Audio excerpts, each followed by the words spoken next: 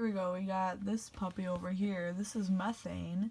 We got 1 atom of carbon and 4 atoms of hydrogen. This is my model for my covalent bond. So basically a covalent bond is between 2 or more nonmetals, and they basically just share electrons to in order to obtain like a full octet, which is 8 valence electrons.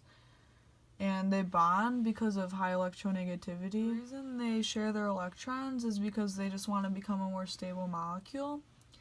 To start out with, each atom of hydrogen has 1 valence electron, and each atom of carbon has 4 valence electrons, so we have 8 valence electrons in total. Each of these toothpicks represents a bond, which is 2 electrons, since they're sharing, since it's a covalent bond.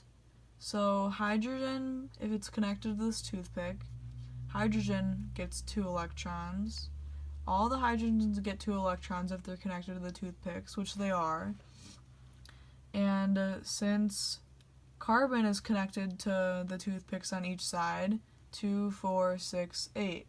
Now each atom of hydrogen has 2 valence electrons, and carbon has 8.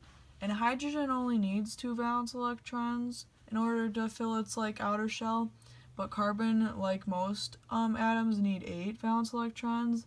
And since it does have the 8 valence electrons now, all of the atoms in this molecule are happy, and that's why covalent bonds happen. What's different about covalent bonds from ionic bonds is basically that in covalent bonds they actually share their electrons with each other to become more stable because of their high electronegativity, and in ionic bonds they give and receive electrons to make each other happy and get their full octets and stuff like that. The limitations of this model is very similar to the ionic bond one, where obviously you can't see actual bonds in real life, and bonds between atoms are invisible, and I just used toothpicks to represent the bond, because if I didn't use the toothpicks, then it would kind of just look like they were just floating around, which doesn't actually happen, but they're just held together by these bonds,